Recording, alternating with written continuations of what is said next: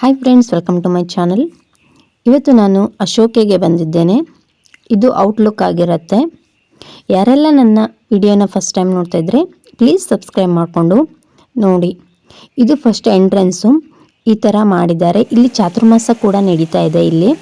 ಇಲ್ಲಿ ರಾಮಚಂದ್ರಾಪುರ ಮಠದ ಗುರುಗಳು ಚಾತುರ್ಮಾಸವನ್ನು ನಡೆಸ್ತಾ ಇದ್ದಾರೆ ಅಶೋಕೆಯಲ್ಲಿ. ಇದು ಗೋಕರ್ಣದಿಂದ 2-3 ಕಿಲೋಮೀಟ್ರು ಆಗತ್ತೆ. ಅಶೋಕೆಗೆ ಬಂದವರು ಇಲ್ಲಿ ಮಲ್ಲಿಕಾರ್ಜುನ ದೇವಸ್ಥಾನ ಇದೆ, ಅಲ್ಲಿ ಆಲ್ಮೋಸ್ಟ್ ಎಲ್ಲರೂ ಹೋಗ್ತಾರೆ.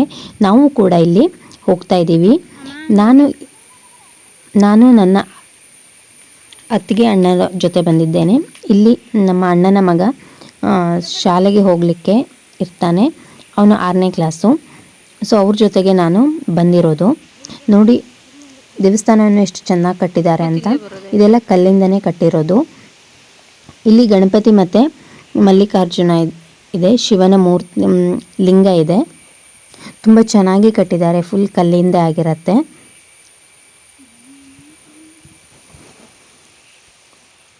ಗಣಪತಿ ಪೂಜೆ ಎಲ್ಲ ಆಗಿದೆ.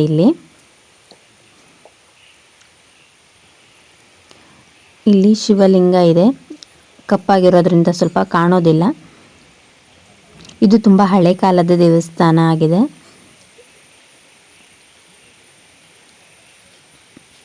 ಇಲ್ಲಿ ಹತ್ತಿರದಲ್ಲೇ ಒಂದು ಜರಿ ಕೂಡ ಹರಿತಾ ಇದೆ. ನೀವು ನೋಡ್ತಾ ಇರ್ಬೋದು ಎಷ್ಟು ಚೆನ್ನಾಗಿದೆ ಅಂತ. ತುಂಬ ಚೆನ್ನಾಗಿದೆ. ಇಲ್ಲಿ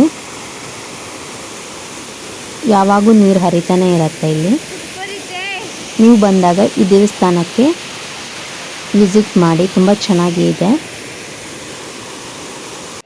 ಇಲ್ಲಿ ಬೆಳಗ್ಗೆ ತಿಂಡಿ ಎಲ್ಲ ತಿಂದ್ವಿ. ಇವಾಗ ಇಲ್ಲಿ ಲಾಡ್ ಕಟ್ಟಬೇಕು ಅಂತಂದರು. ನಮ್ಮದು ಒಂದು ಸೇವೆ ಅಂತ ನಾವು ಇಲ್ಲಿ ಲಾಡನ್ನು ಕಟ್ತಾ ಇರೋದು. ರವೆ ಲಾಡಾಗಿತ್ತು. ನೋಡಿ ಇಲ್ಲೆಲ್ಲ ತಿಂಡಿಯನ್ನು ತಿಂತಾ ಇದ್ದಾರೆ. 10 ಗಂಟೆವರೆಗೆ ಬಂದರೆ ಇಲ್ಲಿ ತಿಂಡಿ ವ್ಯವಸ್ಥೆ ಕೂಡ ಇರುತ್ತೆ. ಮಧ್ಯಾಹ್ನ ಊಟ, ಸಂಜೆ ಟೀ, ಕಾಫಿ ಎಲ್ಲದೂ ಇಲ್ಲಿ ಇರುತ್ತೆ. ಆ ಟೈಮಿಗೆ ಬರಬೇಕು ಅಷ್ಟೇ. ಇದೊಂದು ನಮ್ಮದು ಒಂದು ಸೇವೆ ಅಂತ ನಾವು ಮಾಡ್ತಾ ಇರೋದು. ಎಲ್ಲ ಸೇರಿ ಕೂತ್ಕೊಂಡು ಮಾಡೋದ್ರಲ್ಲಿರೋ ಸಂತೋಷ ತುಂಬ ಚೆನ್ನಾಗಿರುತ್ತೆ.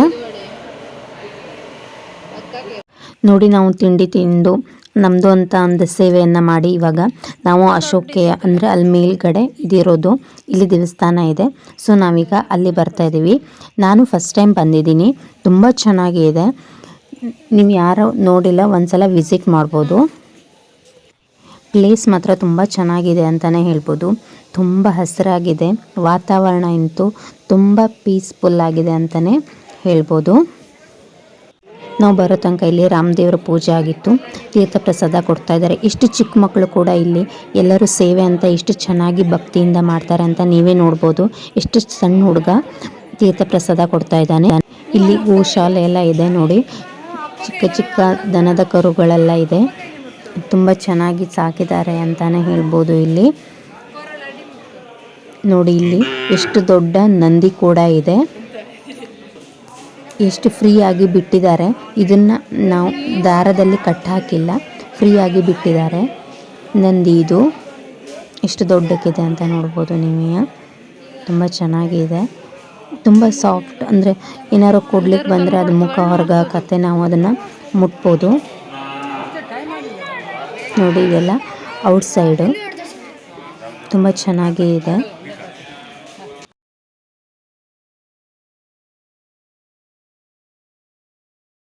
ಇಲ್ಲಿ ಗುರುಗಳು ಇವಾಗ ಬರ್ತಾರೆ. ಇನ್ನೊಂದು ಸ್ವಲ್ಪ ಹೊತ್ತಿಗೆ ಬರ್ತಾರೆ. ನಾವಿಲ್ಲಿ ಬಂದು ಕೂತ್ಕೊಂಡಿದ್ದೀವಿ.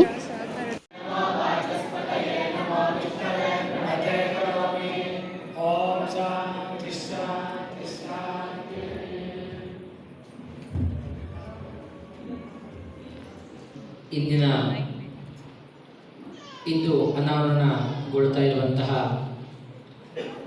ನಮ್ಮ ಮಠದ ಭಾವಪೂರ್ವ ಕಾರ್ಯಕರ್ತ ಶ್ರೀ ಗಣೇಶ್ ಆರ್ಕೊಡ್ಲು,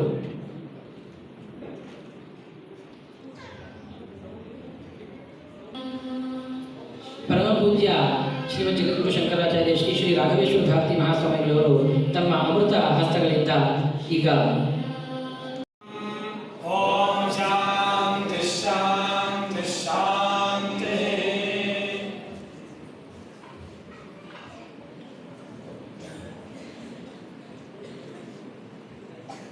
गुरुराय विख्यातप्रियाख्यातसिंहासनारूढ श्रीमद्राजाधिराज श्रीमत्सरावतीतीरवास श्रीमज्जगद्गुरु शङ्कराचार्य श्रीमद्राघवेश्वर भारतीन्द्र प्रभो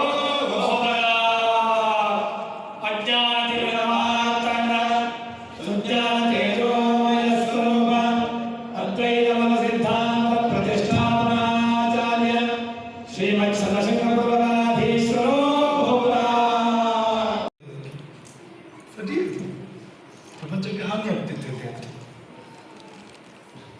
ಹಾಗಾಗಿ ಯಾವತ್ತೂ ಶಾಪಗಳನ್ನ ನೆಗೆಟಿವ್ ಆಗಿ ತಗೋಬಾರ್ದು.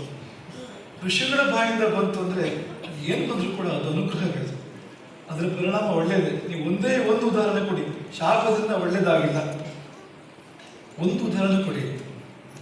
ಯಾವ ಶಾಪ ತಗೊಂಡ್ರೂ ಪರಿಣಾಮ ಒಳ್ಳೆಯದಾಗಿದ್ದು ಕಾಣ್ತದೆ, ಅದರಿಂದ ಪರಿಣಾಮ ಶುಭವಾಗಿದ್ದು ಕಾಣ್ತದೆ. ನಿನ್ನೆ ಅಹಲ್ಯ ಉದಾಹರಣೆ ಕೊಟ್ಟರು. ಅಹಲ್ಯಗೆ ಗೌತಮರು ಶಾಪ ಕೊಟ್ಟರು. ಸಾಮಾನ್ಯ ಜನರ ಪರಿಕಲ್ಪನೆಯು ಸಿಟ್ಟು ಬಂತು ಗೌತಮನಿಗೆ,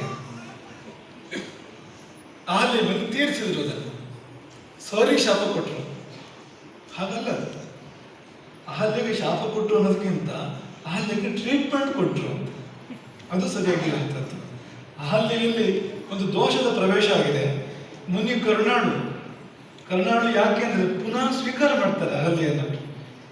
ರಾಮ ಬಂದು ಆಕೆ ಮತ್ತೆ ಪಾವನೆ ಅಂತ ಅನಿಸಿದ ಮೇಲೆ ಅದೇ ಅಹಲ್ಯೆಯನ್ನು ಮತ್ತೆ ಸ್ವೀಕಾರ ಮಾಡ್ತಾರೆ ಗೌತಮರು.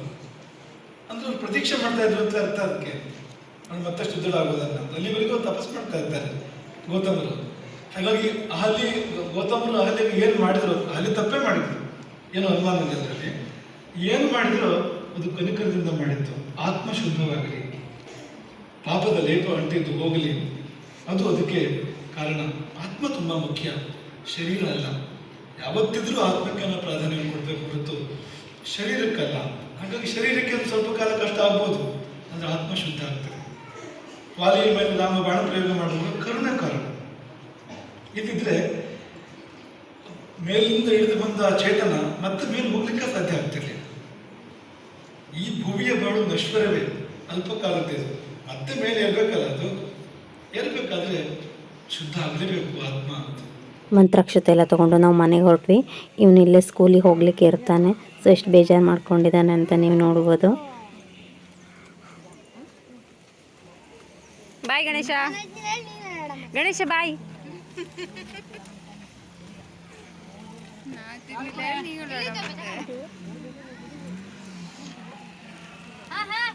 ಬಾಯ್ ಗಣೇಶ, ಬಾಯ್ ಬಾಯ್ ಬಾಯ್. ಐ ಬಾಯ್ ಬಾಯ್.